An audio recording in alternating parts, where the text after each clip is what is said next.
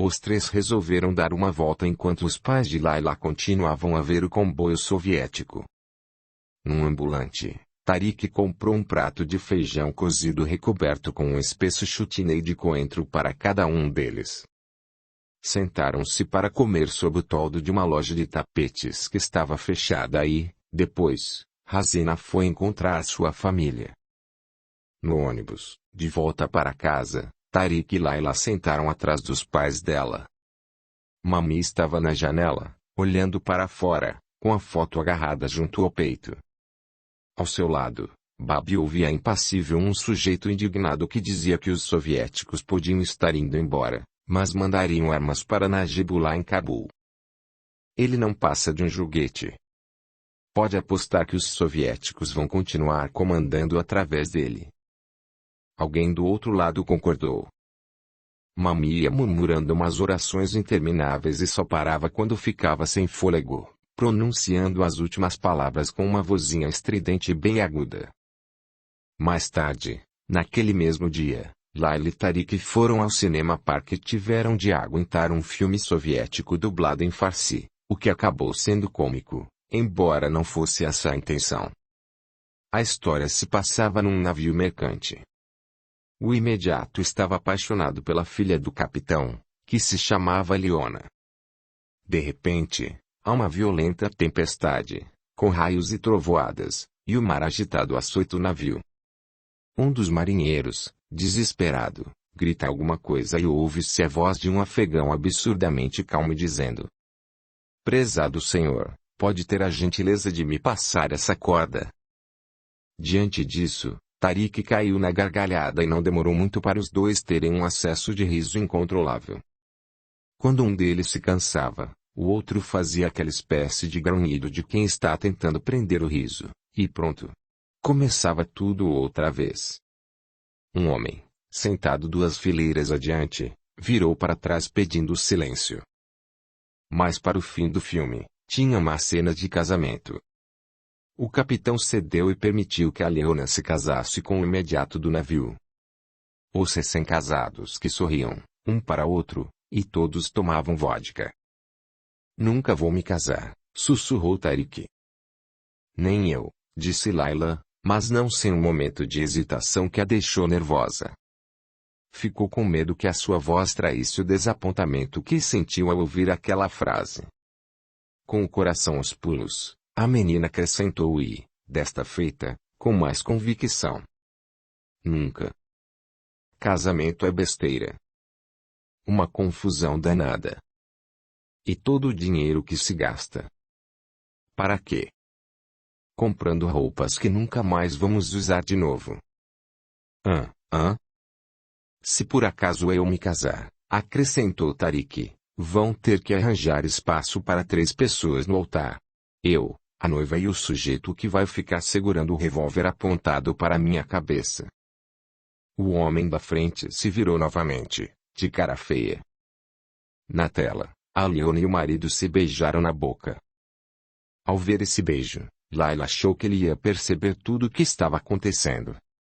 Podia sentir nitidamente o coração batendo, podia ouvir o sangue pulsando, via o vulto de Tariq a seu lado, se enrijecendo, se calando. E o beijo prosseguia. De repente, a menina teve a sensação de que precisava ficar imóvel, não fazer qualquer ruído. Sentia que Tariq a fitava, um olho no beijo, o outro, nela, exatamente como ela o fitava.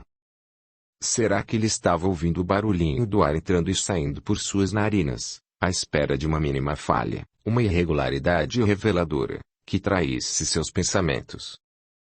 E como seria beijá-lo? Como seria sentir aquela penugem acima dos lábios dele roçando sua própria boca? Então, Tariq se remexeu na cadeira, parecendo desconfortável, e disse, com uma voz um tanto forçada: "Sabe que, se a gente tira a meleca na Sibéria, ela vira um bloquinho de gelo antes mesmo de cair no chão?" Ambos riram, mas, desta vez, foi um riso breve, nervoso. E, quando o filme terminou, eles saíram do cinema, Layla ficou aliviada ao ver que já estava escurecendo e que não precisaria enfrentar os olhos de Tariq em plena luz do dia. Capítulo 23. Abril de 1992. 3 anos se passaram. Durante esse período, o pai de Tariq teve uma série de AVCs que o deixaram sem os movimentos da mão esquerda e com uma ligeira dificuldade de articulação. Quando estava nervoso, o que não era nada raro, os problemas da fala pioravam.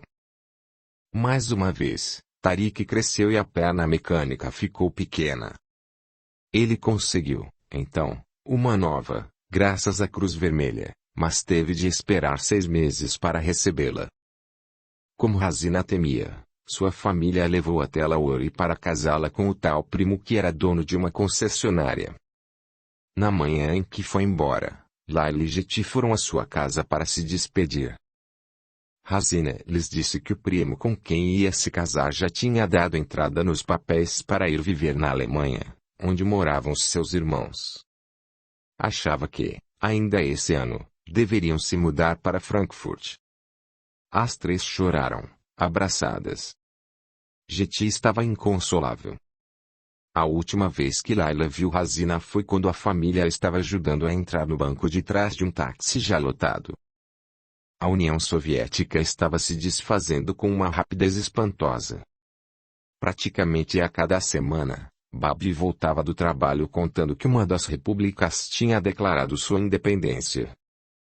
Lituânia, Estônia, Ucrânia. Desceram a bandeira soviética do mastro do Kremlin. A República da Rússia acabava de nascer. Em Cabul, Najibullah mudava de tática e tentava passar a imagem de um muçulmano fervoroso. É muito pouco, e está vindo tarde demais, comentou Babi.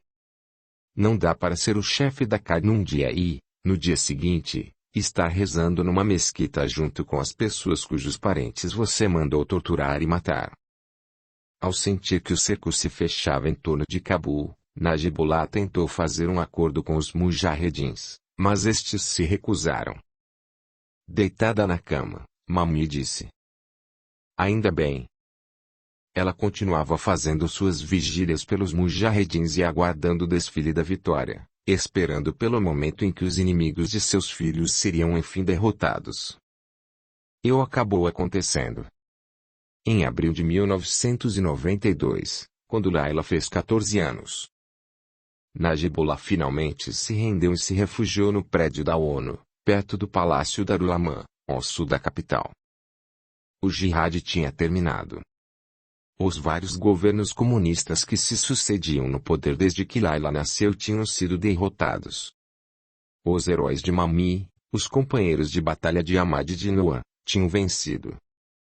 E agora, depois de mais de uma década sacrificando tudo, deixando a própria família para ir viver nas montanhas e lutar pela soberania do Afeganistão, os mujahedins estavam vindo para Cabul, em carne, sangue e ossos massacrados pela guerra. Mami conhecia a todos pelo nome. Um deles era Dostum, o espalhafatoso comandante uzbek, líder da facção Jumbi-Shimili, que tinha a reputação de vira-casaca. Havia também Gulbuddin Hekmatyar, o carrancudo e veemente líder da facção Hezb Islami, um pashtun que fez faculdade de engenharia e que, certa feita, matou um estudante maoísta.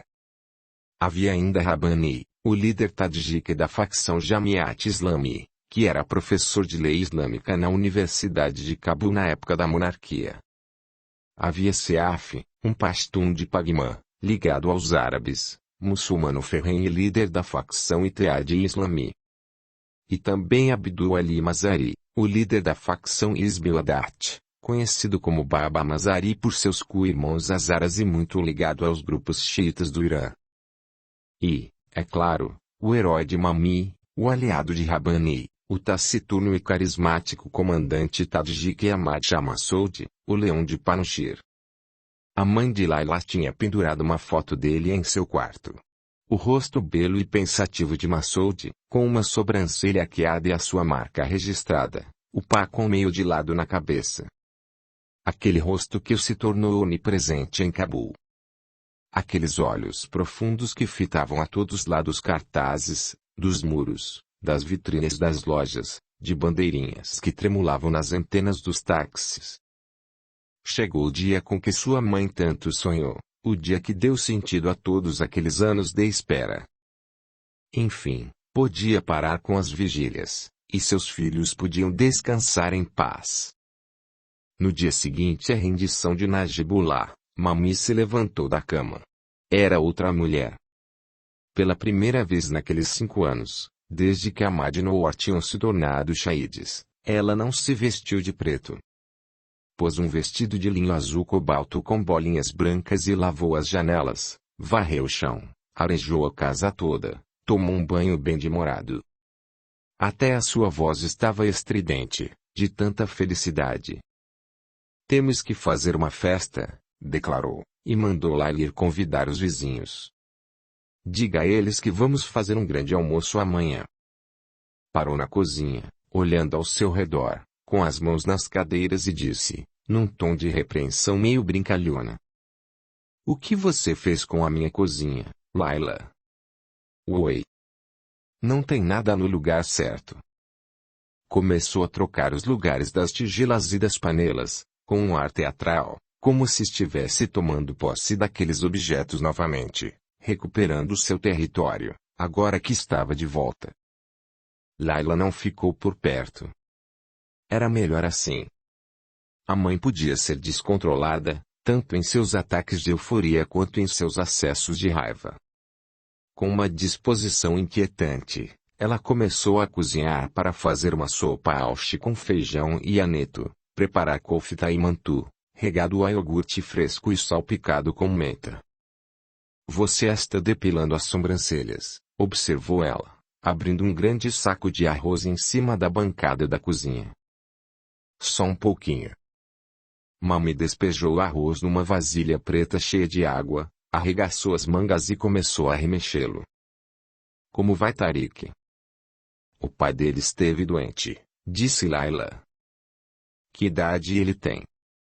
Não sei. Acho que uns 60. Não, quantos anos tem Tariq? Ah. 16. Ele é um bom menino, não acha? Laila deu de ombros. Na verdade, não é mais um menino, não é mesmo? 16 anos. Já é quase um homem, não acha? Aonde você quer chegar, Mami? A lugar nenhum, respondeu ela, com um sorriso inocente. A lugar nenhum. Só que você. Ah, nada. É melhor eu ficar calada. Até parece. Retrucou a menina, irritada com essas insinuações espirituosas e cheias de rodeios. Bom. Disse a mãe, cruzando as mãos na borda da vasilha. Laila notou uma certa afetação no jeito como ela disse bom, e, depois, cruzou as mãos, quase como se fossem gestos ensaiados. Ficou com medo do que estava por vir. Quando vocês eram pequenos e ficavam correndo por aí afora era uma coisa, prossegui Mami. Não tinha mal algum nisso. Era uma gracinha. Mas, agora, estou vendo que você já está usando sutiã, Laila. Audiolivro realizado pelo canal Surya Chand Audiobook. A menina não esperava por aquilo. Aliás, você podia ter me falado do sutiã. Eu não estava nem sabendo. Fico desapontada por não ter me contado nada. E, percebendo a vantagem que levava, prosseguiu. Mas, não estamos falando de mim ou do sutiã.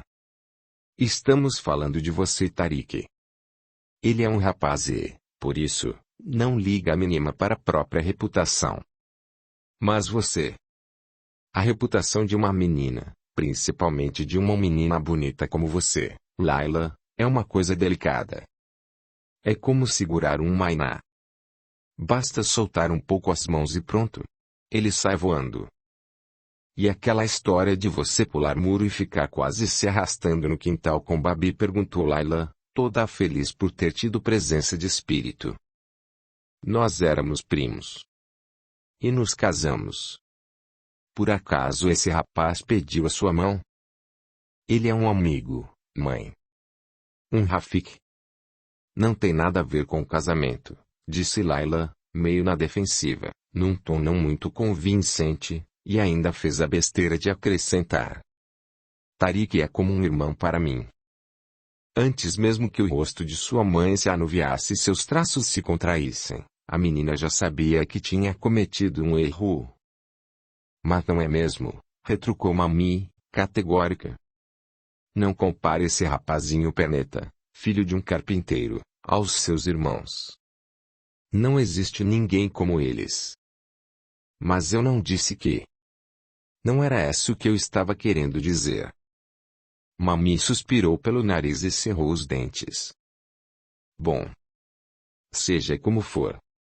Prosseguiu ela, mas já sem aquele tom leve, com uma pontinha de alegria, de alguns minutos atrás. O que estou tentando lhe dizer é que, se não tomar cuidado, as pessoas vão começar a falar. Layla chegou a abrir a boca para dizer alguma coisa. Não que achasse que a mãe não tinha razão. Sabia muito bem que aqueles dias de inocência, quando podia ficar tranquilamente brincando com Tariq pelas ruas, tinham terminado. Já há algum tempo, vinha percebendo algo diferente no ar sempre que os dois saíam juntos em público. Podia sentir que as pessoas olhavam para eles, reparavam neles, cochichavam a seu respeito, e não notava nada disso antes. E talvez continuasse a não notar, mesmo agora, se não fosse por um detalhe fundamental. Tinha se apaixonado por Tariq. E estava loucamente apaixonada, e sem qualquer esperança. Quando ele estava por perto, Layla não conseguia se impedir de ter os pensamentos mais escandalosos, imaginando aquele corpo esguio, nu, abraçado ao seu. Deitada na cama, à noite, pensava nele beijando a sua barriga, imaginava a doçura dos seus lábios, o toque das suas mãos no seu pescoço, no seu peito, nas suas costas e até descendo mais pelo seu corpo. Quando pensava nele desse jeito, ficava culpadíssima, mas também sentia alguma coisa diferente, uma sensação de quentura que vinha subindo desde a sua barriga até parecer que o seu rosto estava vermelho. Não. Mami tinha razão.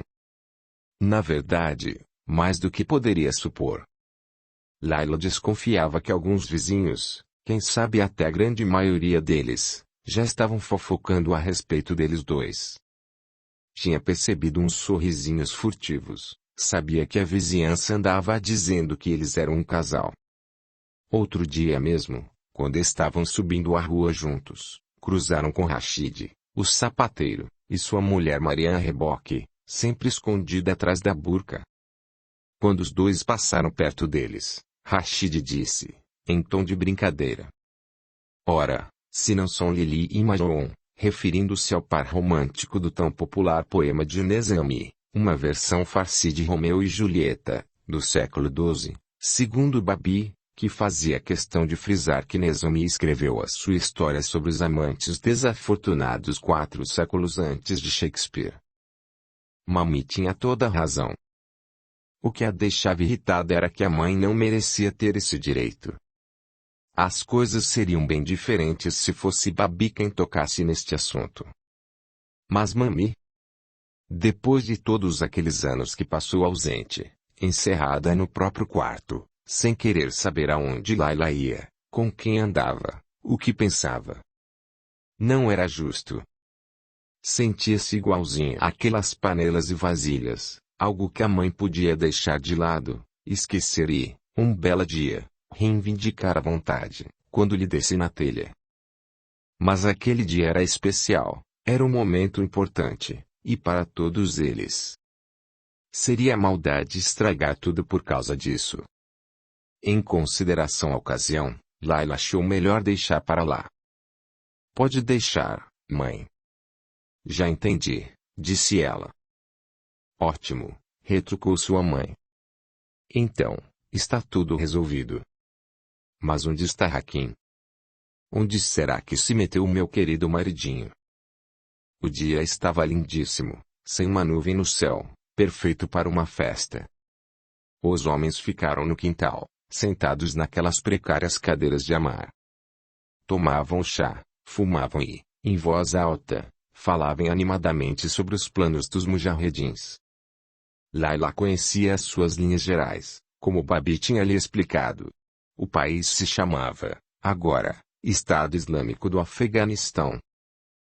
Conselho Islâmico, fundado em Peshawar por diversas facções mujahedins, assumiu o controle do país por 2 meses, sob a liderança de Sibghatullah Mojadidi.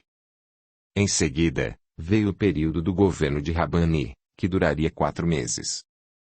Durante esses 6 meses, teria lugar uma Loya Jirga, a grande assembleia tradicional da qual participam os líderes dos diversos grupos e os anciãos, e que constituiria um governo interino para assumir o poder por 2 anos, até a convocação de eleições democráticas. Um dos homens estava abanando uns espetos de carneiro que chiavam numa grelha improvisada. Babi e o pai de Tariq jogavam xadrez à sombra da velha pereira, tão concentrados que tinham a testa enrugada.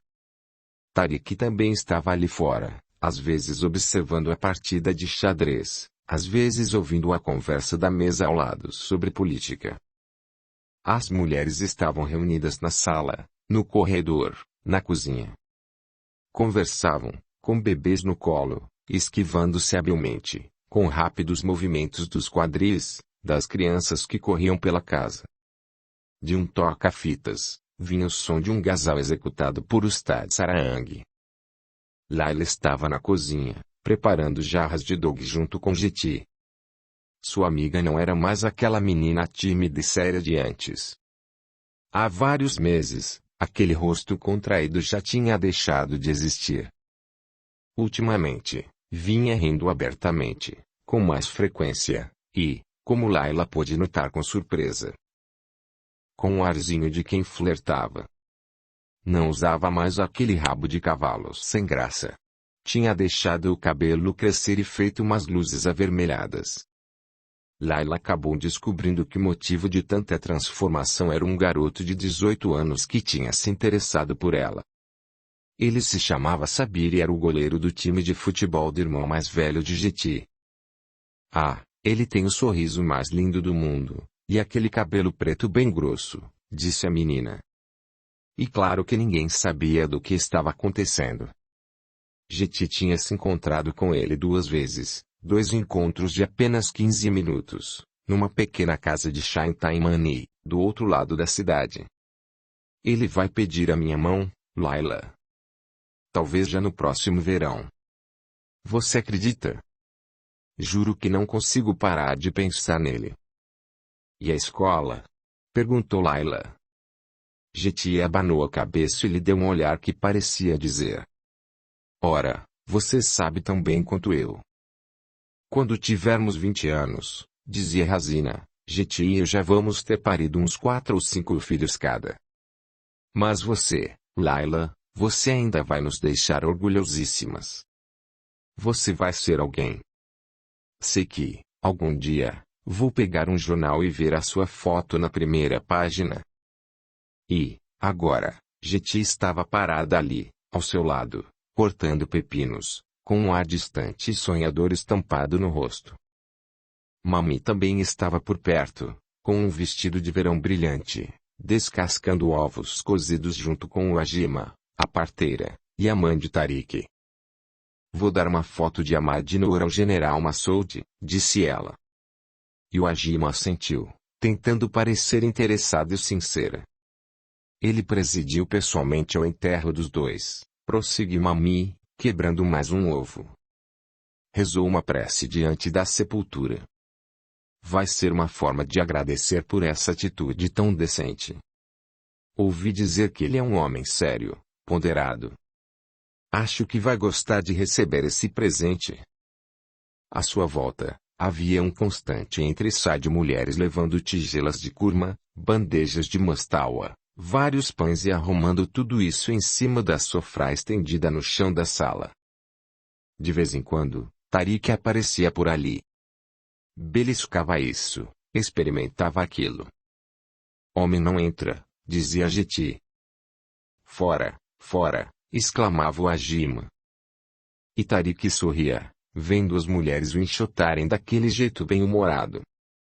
Parecia gostar de não ser bem-vindo nesse lugar, de invadir aquela atmosfera feminina com a sua irreverência masculina. Layla se esforçava ao máximo para ignorá-lo, para não dar àquelas mulheres mais um motivo que fosse para os mexericos que já andavam fazendo. Mantinha, então, os olhos baixos e não dizia nada, mas ficava lembrando de um sonho que tinha tido algumas noites atrás. O rosto dele e o dela, juntos, num espelho, sob um véu verde e mácio. E os grãos de arroz que caíam do cabelo dele fazendo tic-tic ao baterem na superfície do espelho. Tariq estendeu a mão para provar um pedacinho de vitela ensopada com batatas. Baixa! Exclamou Jeti, dando-lhe um tapinha na mão. Mesmo assim, Tariq conseguiu apanhar um pouco e riu. Atualmente, era uns bons 30 centímetros mais alto que Layla. Já se babeava. Seu rosto tinha ficado mais fino, mais anguloso, e os seus ombros, bem mais largos. Gostava de usar calças folgadas, mocassins pretos lustrosos e camisas de mangas curtas que exibiam seus braços agora musculosos, graças a uns velhos halteres meio enferrujados com que ele se exercitava diariamente no quintal de casa. De uns tempos para cá, seu rosto exibia uma expressão entre belicosa e brincalhona. Deu para inclinar ligeiramente a cabeça quando falava e arquear uma sobrancelha quando ria. Deixou o cabelo crescer e, vira e mexe, ficava ajeitando os cachos que lhe caíam na testa, até sem necessidade. Aquele sorrisinho cínico também era novidade. Na última vez que Tariq foi enxotado da cozinha, a mãe dele viu que Layla o fitava disfarçadamente. O coração da menina pulou de susto e ela desviou os olhos, encabulada. Mais que depressa, tratou de se ocupar jogando pepino cortado na jarra com iogurte diluído e salgado. Mas podia sentir o olhar da mãe de Tariq, e até mesmo seu ligeiro sorriso de quem sabe aprova o que está acontecendo. Os homens encheram seus pratos e copos e voltaram para o quintal. Depois que eles tinham se servido, as mulheres e as crianças se sentaram no chão, ao redor da sofá, para comer. Quando elas já tinham retirado os pratos, levado tudo para a cozinha e começado aquele frenesi de preparar o chá, tendo que lembrar quem preferia verde, quem preferia preto, Tariq fez um gesto com a cabeça, indicando a porta, e saiu. Layla esperou uns 5 minutos e foi atrás dele.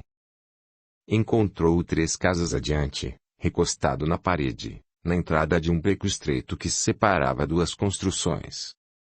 Estava cantarolando uma velha canção pasto, de Ustad Almir. Dazima Zibawatan. Dazima Dadawatan. Esta é a nossa linda terra. Esta é a nossa terra amada. E estava fumando, mas um novo hábito adquirido com os rapazes com quem Layla tinha visto recentemente. Ela simplesmente não suportava aqueles novos amigos de Tariq. Todos se vestiam do mesmo jeito, de calça folgada e camiseta justa que deixavam bem visíveis seus braços e seu peito. Todos usavam muita colônia, e todos fumavam. Circulavam pela vizinhança em grupos, fazendo piadas, rindo alto, às vezes até mexendo com as garotas com aquele mesmo sorrisinho idiota no rosto. Um dos amigos de Tariq insistia em ser chamado de Rambo, por causa de uma ligeiríssima semelhança com Sylvester Stallone. Sua mãe o mataria se soubesse que está fumando, disse Layla, olhando para um lado e para o outro antes de entrar no beco. Só que ela não sabe, retrucou ele, recuando para deixá-la passar. Mas poderia vir a saber. E quem vai contar a ela? Você. Pode contar seus segredos ao vento, mas, depois, não vá culpá-lo por contar tudo às árvores. Disse a menina, batendo com o pé no chão. Quem disse isso? Indagou Tariq, sorrindo e erguendo a sobrancelha. Khalil Gibran. Você é uma exibida. Me dê um cigarro. Ele fez que não com a cabeça e cruzou os braços. Este era um novo item do seu repertório de poses. Recostado na parede, de braços cruzados, com um cigarro pendendo do canto da boca e a perna boa meio dobrada, com um ar descontraído. Por que não? Não é legal para você, disse ele. Mas é para você? Faço isso por causa das garotas. Que garotas? Elas acham que é sexy, respondeu ele, todo prosa. Não é mesmo? Não? Garanto que não. Não é sexy. Você fica parecendo um quila, um retardado. Uau, e precisa ser tão dura. Retrucou ele. De qualquer forma, que garotas são essas? Você está com ciúme. Eu, não. Não estou nem aí. É só curiosidade. As duas coisas ao mesmo tempo. Impossível, observou ele, dando uma tragada no cigarro e apertando os olhos por causa da fumaça. Aposto que estão falando de nós. Layla podia ouvir a voz da mãe, dizendo. É como segurar um mainá. Basta soltar um pouco as mãos e pronto. Ele sai voando. Sentiu uma pontada de culpa, mas, depois, calou a voz da mãe e preferiu saborear o jeito como Tariq tinha pronunciado a palavra nós. Vindo dele, parecia alguma coisa emocionante, conspiratória. E era tão tranquilizador ouvi-lo dizer aquilo assim, num tom espontâneo, natural. Nós. Era como reconhecer a ligação entre ambos, cristalizá-la. Dizendo o quê? Que estamos navegando pelo rio do pecado, respondeu ele.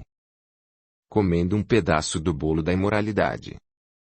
Andando no riquixá da depravação, acrescentou Layla, entrando na brincadeira. Preparando a curva do sacrilégio. E os dois caíram na risada. De repente, Tariq notou que o cabelo dela estava crescendo. Está bonito, disse ele. Você está mudando de assunto, retrucou Layla, torcendo para não ficar vermelha. Que assunto? Aquelas meninas de cabeça oca que acham você sexy. Ora, você sabe muito bem. Sabe o quê? Que só me interesso por você. Layla se derreteu toda por dentro. Tentou ler o rosto dele, mas, o que viu foi algo indecifrável. Aquele sorrisinho cretino e brincalhão que não combinava nada com as pálpebras semicerradas e o olhar meio desesperado. Um arzinho bem esperto, calculado para ficar exatamente a meio caminho entre a gozação e a sinceridade. Então, ele apagou o cigarro com o calcanhar da perna boa. O que acha disso tudo? Perguntou. Dessa história da festa? Indagou Layla. Quem é que está sendo retardada agora? Dos mujahedins, Layla. Da vinda deles para Cabul. Ah! Ela estava começando a dizer uma coisa que tinha ouvido de seu pai, sobre o casamento assustador de armas e egos, quando perceberam uma agitação em sua casa. Vozes altas. Gritos. Layla saiu correndo, e Tariq a seguiu, mancando. Havia uma briga no quintal. No meio da confusão, dois homens esbravejavam, rolando pelo chão, e, entre ambos, uma faca. Layla reconheceu um deles como sendo um dos sujeitos daquele grupo que estava discutindo política mais cedo. O outro era quem estava abanando os espetos de carneiro na grelha. Vários homens tentavam apartar a briga, mas Babi não se meteu. Ficou parado perto do muro, a uma boa distância da briga, junto com o pai de Tariq que estava chorando. Todos gritavam ao seu redor, mas, no meio de toda a confusão, Layla pôde distinguir uma coisa aqui, outra ali, que lhe deram uma noção do que estava acontecendo. O sujeito que discutia a política, um pastum, chamou Ahmad Shah Massoud de traidor, afirmando que ele tinha feito um trato com os soviéticos nos anos 1980. O homem da grelha, um tadjik, se sentiu ofendido e exigiu uma retratação. Mas o pastum se recusou. Aí o tadjik disse que, Se não fosse por Massoud, armando o outro ainda estaria dando para os soldados soviéticos. Foi então que eles partiram para a briga mesmo. Um dos dois pegou uma faca, mas as opiniões divergiam quanto a qual deles. Horrorizada, Layla viu Tariq se lançar no meio da confusão. Viu ainda que um dos que antes tentavam apartar os brigões agora também estava distribuindo socos. E achou até que tinha visto mais uma faca. Mais tarde, naquela noite, Layla ficou lembrando do desfecho daquela briga, com os homens caindo uns sobre os outros, entre berros, gritos, socos, e, no meio de tudo aquilo, Tariq fazendo uma careta, com o cabelo desgrenhado, a perna mecânica solta, tentando rastejar para sair dali. As coisas foram acontecendo com uma rapidez impressionante. Logo o Conselho das Lideranças foi convocado e Rabbani foi eleito presidente. As outras facções esbravejavam, denunciando o nepotismo. Massoud pedia paz e paciência. Hekmatyar, que havia sido excluído, estava furioso. Os Hazaras, com o seu longo histórico de opressão e negligência, também ficaram enfurecidos. Eram insultos de parte a parte. Dedos em riste. Acusações. Reuniões acabavam em discussões acaloradas e portas batendo. A cidade prendia o fôlego. Nas montanhas, pentes e mais pentes de balas eram enfiados nos Kalashnikovs. Na falta de um inimigo comum, os mujahedins, armados até os dentes, resolveram lutar entre si. Para Cabul, chegou enfim o dia do juízo. E quando os mísseis começaram a cair sobre a capital, as pessoas correram em busca de abrigo. Foi o que fez Mami. Ela simplesmente voltou a se vestir de preto, foi para o quarto, fechou as cortinas e cobriu a cabeça com as cobertas. Audiolivro realizado pelo canal Surya Chand Audiobook. Capítulo 24. É o assobio, disse Layla, o maldito assobio. Não há nada que eu odeie mais. Tariq assentiu, concordando.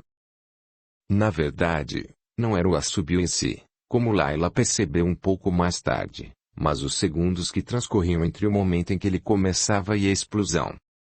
Aquele tempo breve e interminável em que a gente fica em suspense.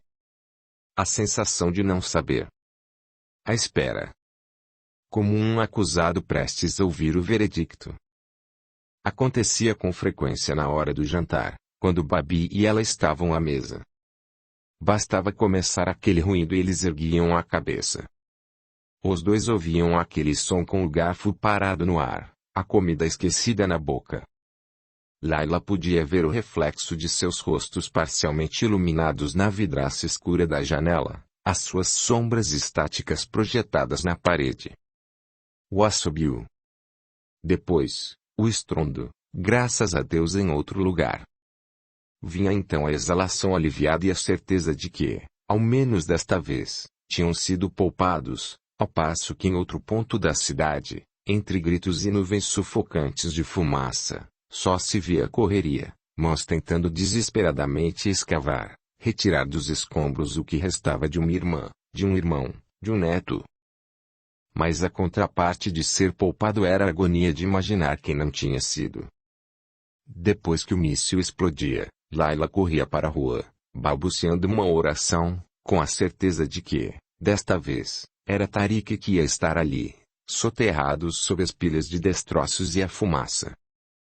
À noite, ficava deitada na cama observando os súbitos clarões refletidos na janela.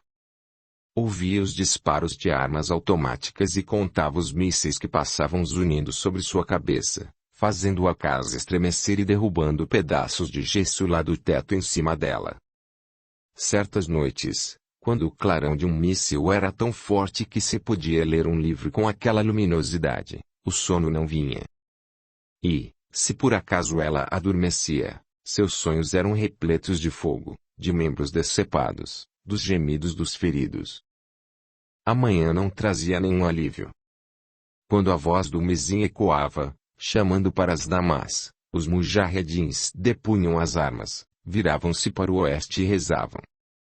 Depois, os tapetes eram enrolados, as armas, recarregadas e as montanhas disparavam sobre Cabul que, por sua vez, disparava contra as montanhas, enquanto Layla e os demais habitantes da cidade ficavam só olhando, tão impotentes quanto o velho Santiago vendo os tubarões abocanharem o seu valioso peixe. Aonde quer que fosse, Layla via homens de Massoud. Ela os via circulando pelas ruas e parando carros, a cada 100 ou 200 metros, para interrogar as pessoas. Via-os também sentados no alto dos tanques, fumando, usando uniformes e envergando aqueles indefectíveis e onipresentes pacous. Ou, ainda, observando os passantes por detrás de barricadas instaladas nos cruzamentos. Não que Layla saísse muito ultimamente, e, quando fazia, ia sempre acompanhada por Tariq que parecia gostar dessa tarefa cavalheiresca. Comprei um revólver, disse ele um dia. Estavam sentados no chão do quintal da casa de Layla, debaixo da pereira. E lhe mostrou a arma. Era uma beretta, semiautomática. Para a menina, ela parecia simplesmente preta e mortal. Não gosto disso, observou ela. As armas me assustam. Na semana passada, encontraram 3 corpos numa casa em Cartece, disse ele, girando o tambor da arma para abri-lo. Você ficou sabendo? Eram irmãs. As 3 foram estupradas. E tiveram a garganta cortada. Alguém arrancou com os dentes os anéis que elas tinham nos dedos. Deu para saber por causa das marcas. Prefiro não ouvir essas coisas. Não queria que você se aborrecesse, disse Tariq. E só que eu me sinto melhor tendo isso comigo. Agora, ele era sua ligação com o mundo lá fora. Ouvi o que se passava e vinha lhe contar. Foi Tariq quem lhe contou, por exemplo, que os milicianos instalados nas montanhas treinavam sua pontaria, e chegavam a fazer apostas, atirando em civis cá embaixo. Eram homens, mulheres, crianças, todos escolhidos ao acaso. Ele lhe disse também que disparavam mísseis contra os carros, mas, por alguma razão ignorada, deixavam os táxis em paz, o que explicava, pensou Layla, a mania que as pessoas pareciam ter adquirido recentemente de pintar os carros de amarelo. Tariq lhe falou das fronteiras móveis e traiçoeiras que tinham passado a existir em Cabul. Por ele, Layla ficou sabendo que, por exemplo, a rua em que moravam pertencia a um dos senhores da guerra até a segunda Cássia à esquerda, os 4 quarteirões seguintes, indo até a confeitaria perto da farmácia que foi demolida, já constituíam outro setor e, se atravessassem a rua e andassem uns 500 metros para o oeste, estariam no território de um terceiro senhor da guerra e, portanto, à mercê dos franco-atiradores. Era assim que os heróis de Mami eram chamados agora. Senhores da guerra. Layla também já tinha ouvido as pessoas se referirem a eles como Tofangdar, ou seja, fuzileiros. Mas havia ainda quem continuasse a chamá-los do Mujahedins, só que essa palavra vinha sempre acompanhada de uma careta, que podia ser um risinho ou uma expressão de nojo, pois o termo despertava, agora, profunda aversão e desprezo. Como um insulto. Tariq voltou a fechar o tambor da arma. Você seria capaz? Perguntou Layla. De quê? De usar essa coisa. De matar com ela. O rapaz enfiou o revólver na cintura da calça e disse algo a um só tempo maravilhoso e terrível. Por você, respondeu ele. Eu usaria isso para matar alguém por você, Layla. Ele chegou mais perto e suas mãos se tocaram uma vez, e outra mais. Quando, com alguma hesitação, os dedos de Tariq tentaram segurar os seus, ela deixou. E quando ele se inclinou subitamente e encostou os lábios nos seus, ela também deixou. Naquele instante, tudo o que Mami tinha dito sobre reputação em Mainas lhe pareceu absolutamente insignificante. Até mesmo absurdo. No meio de tanta matança e de tantas pilhagens, de todo aquele horror. Aquele beijo ali debaixo de uma árvore não podia fazer mal algum. Era uma coisinha à toa. Uma indulgência facilmente desculpável. Então, deixou que Tariq a beijasse e, quando ele se afastou, Layla se inclinou para beijá-lo, com o coração aos pulos, o rosto ardendo, um fogo queimando por dentro. Em junho daquele ano, 1992, houve combates acirrados na zona oeste de Cabul, entre as forças pashtuns do Senhor da Guerra Siaf e os Hazaras da facção Haddad. O bombardeio destruiu a rede elétrica, pulverizou quarteirões inteiros de lojas e casas. Layla ouviu dizer que milicianos pashtuns estavam invadindo residências de Hazaras e fuzilando famílias inteiras em execuções sumárias. Já os Hazaras estavam retaliando e sequestrando civis pashtuns, estuprando garotas pashtuns, bombardeando bairros pashtuns e matando indiscriminadamente. Todo dia, encontravam-se corpos pendurados nas árvores, às vezes tão carbonizados que era impossível identificá-los e, quase sempre, com um tiro na cabeça, os olhos vazados, a língua arrancada. Babi continuava tentando convencer Mami a deixar Cabul. Tudo vai se resolver, dizia ela. Essas lutas são temporárias. Eles vão se sentar e encontrar uma solução. Essa gente só conhece a guerra, Fariba, retrucou Babi. Eles aprenderam a andar com uma mamadeira numa das mãos e uma arma na outra. Quem é você para dizer isso? Esbravejou ela. Por acaso combateu no jihad? Abandonou tudo o que tinha para arriscar a vida. Se não fossem os mujahedins, ainda seríamos escravos dos soviéticos, lembre-se disso. E, agora, você quer nos fazer traí-los? Os traidores não somos nós, Fariba. Pois então vá embora. Pegue a sua filha e fuja. Não se esqueça de me mandar um postal.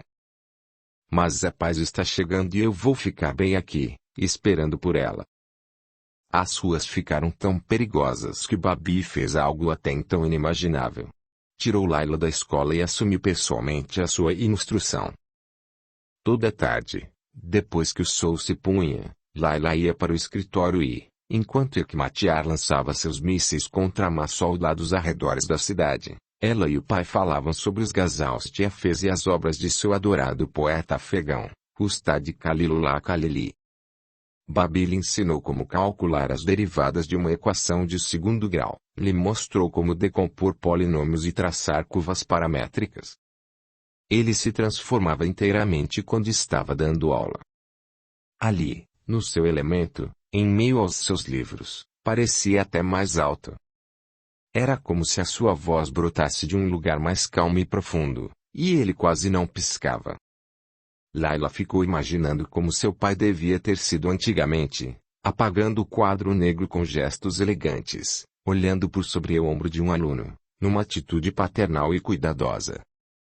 Mas não era fácil prestar atenção àquelas aulas. A todo instante, Layla se distraía. Qual é a área de uma pirâmide? Perguntou Babi, mas Layla só conseguia pensar nos lábios de Tariq, no calor de seu hálito que sentiu na boca, no próprio rosto refletido naqueles olhos cor de avelã. Depois daquele dia, debaixo da pereira, tinha voltado a beijá-lo 2 vezes. Foram beijos mais longos, mais apaixonados e, achava ela, menos desajeitados.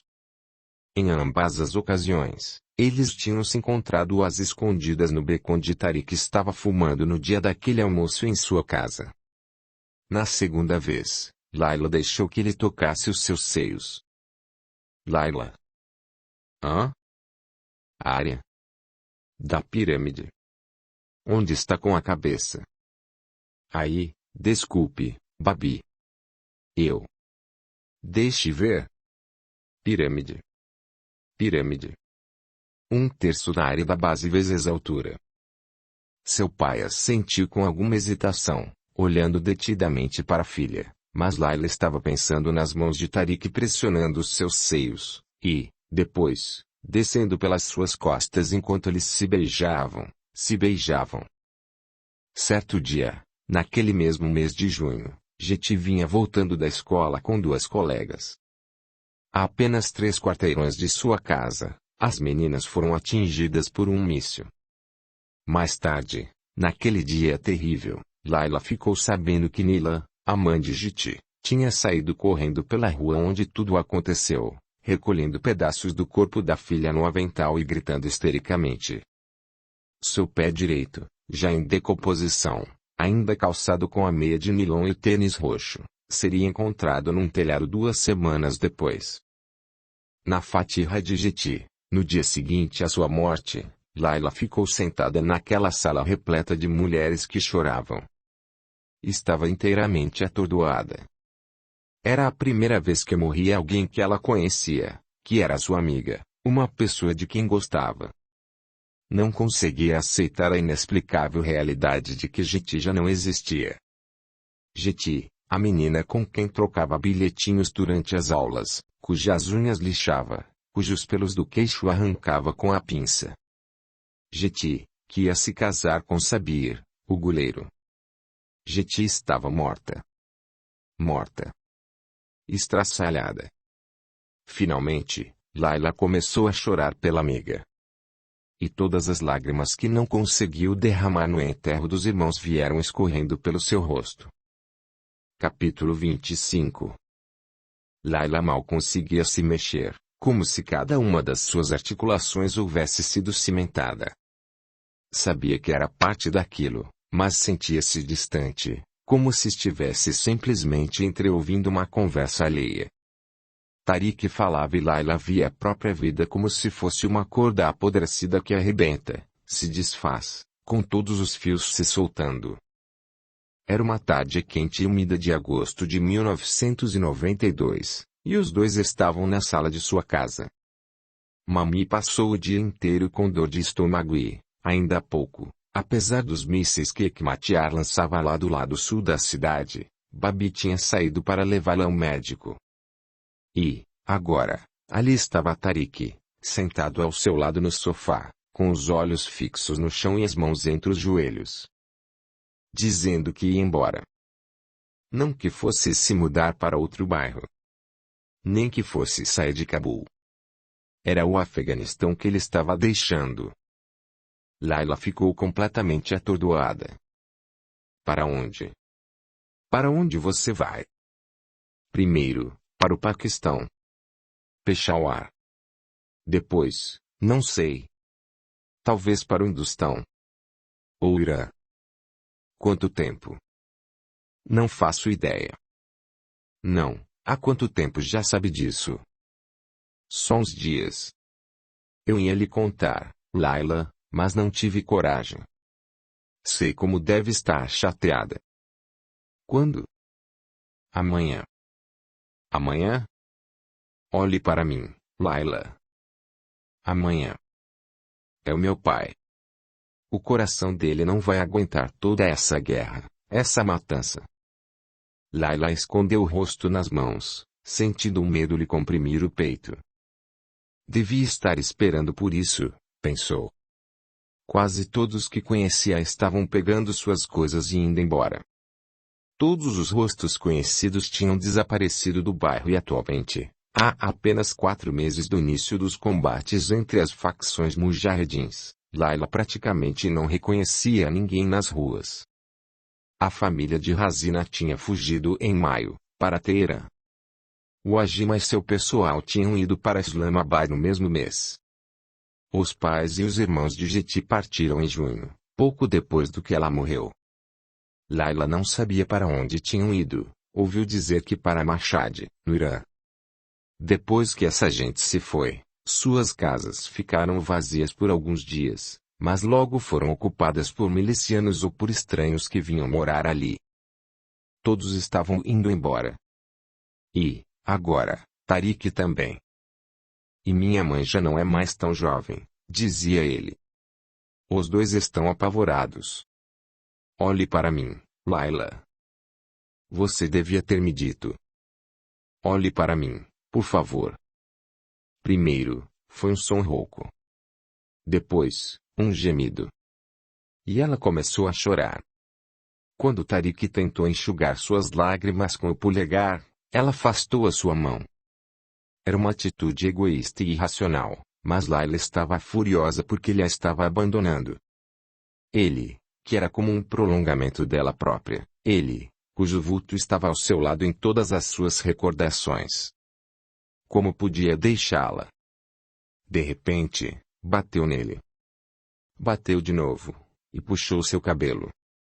Ele precisou segurá-la pelos pulsos e começou a dizer alguma coisa que Layla não conseguia entender. Falava de mansinho, num tom sensato até que, sabe-se lá como, o rosto dele estava colado ao seu e ela sentiu o calor daquele hálito em seus lábios outra vez. E quando ele foi se reclinando, ela também se reclinou. Nos dias e semanas que se seguiram, Layla tentou desesperadamente se lembrar do que aconteceu depois. Como um amante da arte fugindo de um museu em chamas, agarrava o que podiam olhar, um sussurro, um gemido, buscando preservá-lo, evitar que desaparecesse. O tempo porém é o mais inclemente dos incêndios e, afinal, não deu para salvar tudo. Mas ela conseguiu guardar algumas coisas. Aquela dor tremenda lá embaixo, como nunca tinha sentido antes. A nesga de sono no tapete.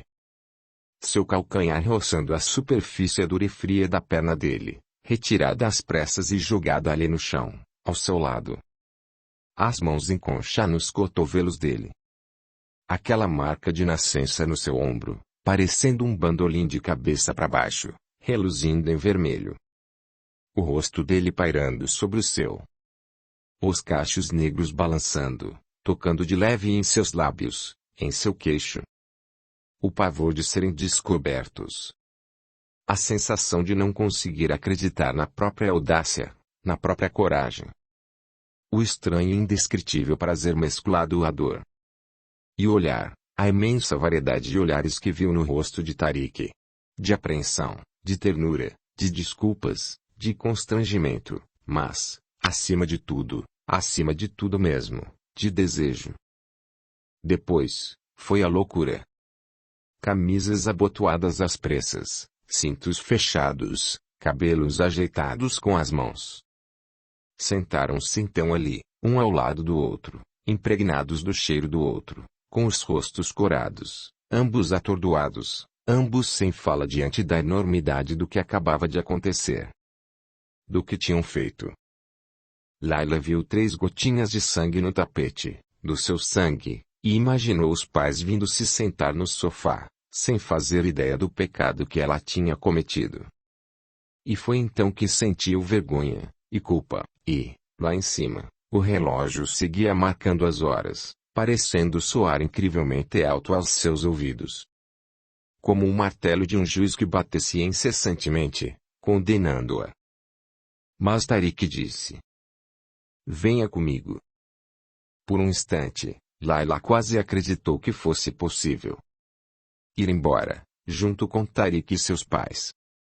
Fazer as malas, embarcar num ônibus, deixar para trás toda essa violência, ir ao encontro da felicidade, dos problemas ou seja lá o que tivessem de enfrentar, mas que enfrentariam juntos. Assim, a angústia do isolamento, a solidão cruel que aguardava não precisariam existir. Podia ir. Eles dois podiam ficar juntos. Teria mais tardes como essa. "Quero me casar com você, Layla." Pela primeira vez desde que tinham se deitado ali no chão, ela ergueu os olhos para fitá-lo. Procurou o seu rosto. Agora, não havia nele o menor vestígio de brincadeira. O seu olhar era de convicção, de uma franqueza ingênua, mas ferrenha. "Tariq. Deixe que eu me case com você, Layla. Poderíamos nos casar hoje mesmo." E continuou, dizendo que iriam à mesquita, arranjariam um mulá, 2 testemunhas, seria um nikah bem rápido. Mas Layla estava pensando em sua mãe, tão obstinada e irredutível quanto os mujahedins, cercada por uma aura de rancor e desespero. Estava pensando em seu pai que, há muito, já havia se rendido, transformando-se num triste e patético antagonista da mulher. Às vezes, fico pensando que você é tudo o que eu tenho, Layla. Estas eram as circunstâncias de sua vida, as verdades a que não podia fugir. Vou pedir sua mão a Kaka Hakim. Ele vai nos dar a sua bênção, Layla, tenho certeza que vai. Ele tinha razão. Babi daria mesmo. Mas ficaria arrasado. Tariq continuava a falar, às vezes num sussurro, às vezes mais alto, ora em tom de súplica, ora refletindo, o rosto esperançoso, e, em seguida, angustiado. Não posso, disse Layla. Não diga isso. Eu amo. Sinto muito. Eu amo. Há quanto tempo esperava ouvir ele dizer aquelas palavras? Quantas vezes sonhou que ele as dizia?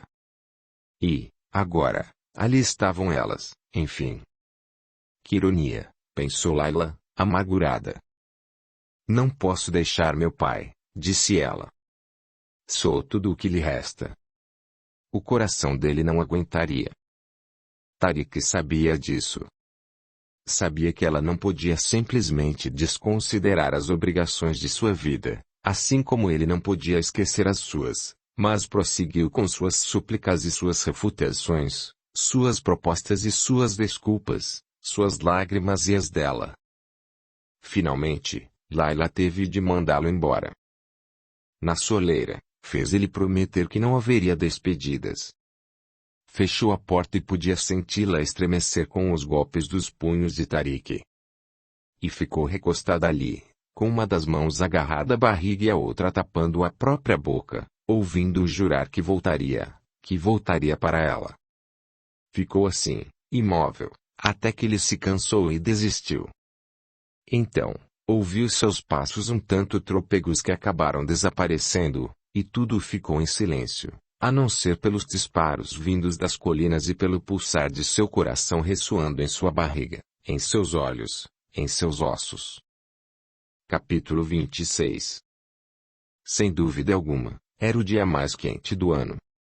As montanhas aprisionavam o calor escaldante, sufocando a cidade como se fosse fumaça. Fazia alguns dias que estavam sem luz. Por toda a Cabul, os ventiladores estavam parados, parecendo até zombar das pessoas. Layla estava deitada, imóvel, no sofá da sala, com a blusa molhada de suor. Cada exalação parecia lhe queimar a ponta do nariz. Sabia que os pais conversavam no quarto da mãe. 2 noites atrás, e ontem novamente, acordou com a impressão de ouvir vozes lá embaixo. Agora, os dois conversavam diariamente. Desde aquele tiro, desde aquele buraco no portão. Na rua, o barulho distante da artilharia, e, depois, mais perto, uma longa rajada de metralhadora seguida de outra. Layla também travava a sua batalha interior. Por um lado, culpa, misturada à vergonha, e, por outro, a convicção de que o que tinham feito não era pecado. Foi algo natural, bom, bonito, até mesmo inevitável, instigado pela simples ideia de que nunca mais voltariam a se ver.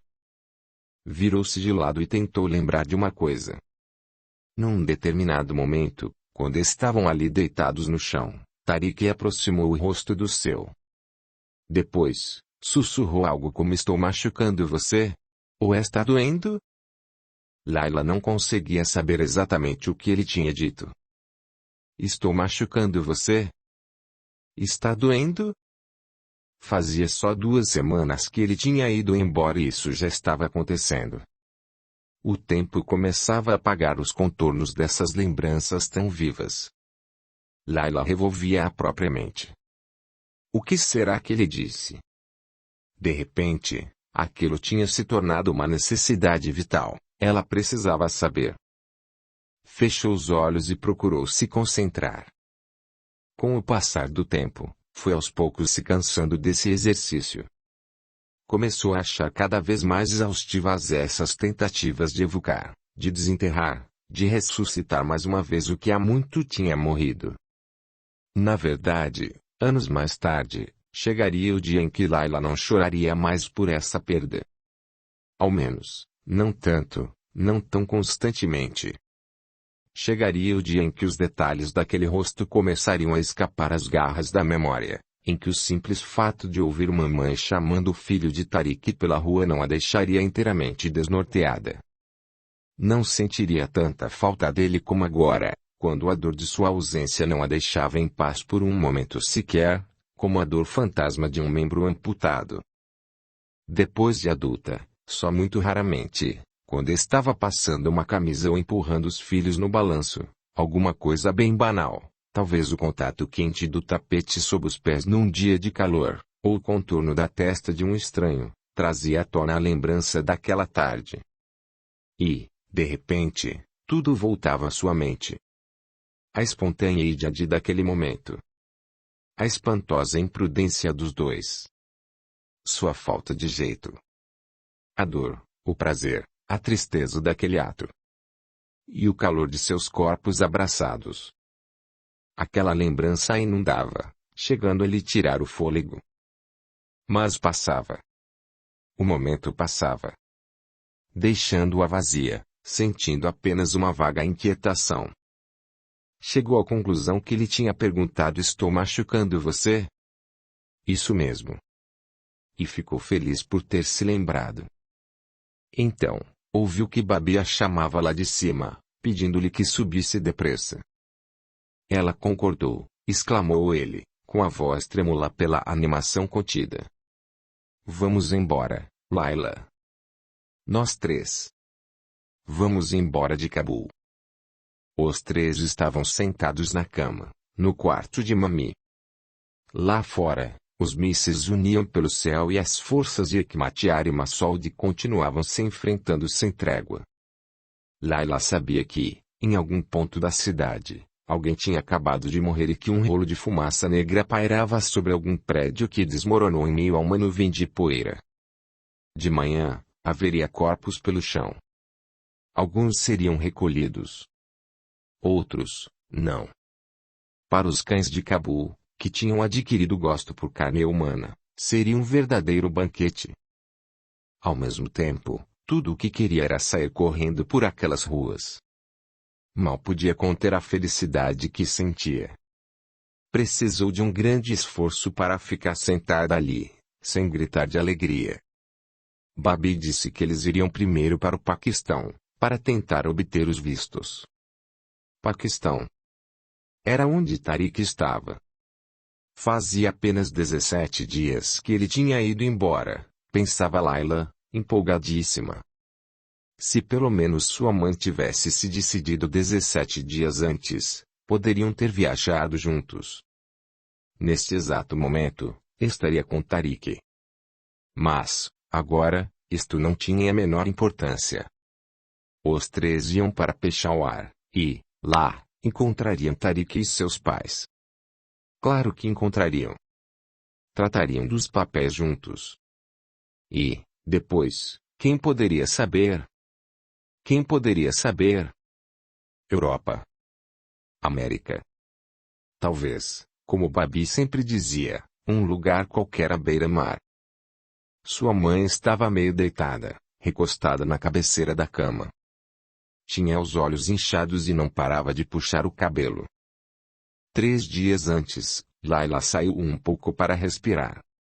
Estava parada diante da casa, apoiada no portão, quando ouviu um estrondo bem forte e algo passou zunindo junto a seu ouvido, espalhando lascas de madeira que quase atingiram seus olhos. Depois da morte de Jeti, dos milhares de disparos e da miríade de mísseis que haviam sido despejados sobre Cabul, foi a visão daquele furinho no portão, a menos de 3 dedos da cabeça de sua filha, que despertou Mami. Então, ela percebeu que, se uma outra guerra já tinha lhe custado 2 filhos, esta, agora, podia custar a vida da única que ainda tinha. Das paredes do quarto, Ahmad e Noelia sorriam. Laila viu que os olhos da mãe pulavam de uma foto à outra, cheios de culpa. Como se pedisse o consentimento deles. A sua bênção. Como se quisesse lhes pedir perdão. Não temos mais nada a fazer aqui, disse Babi. Nossos filhos se foram, mas ainda temos Laila. E ainda temos um ao outro, Fariba.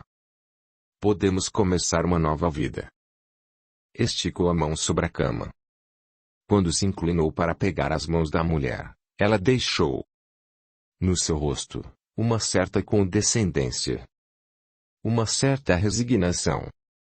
Os dois ficaram ali de mãos dadas, e, depois, se abraçaram em silêncio. Mami escondeu o rosto no pescoço do marido, e, com as mãos, agarrou a camisa dele. Naquela noite, Laila custou bastante a dormir, de tão excitada que estava.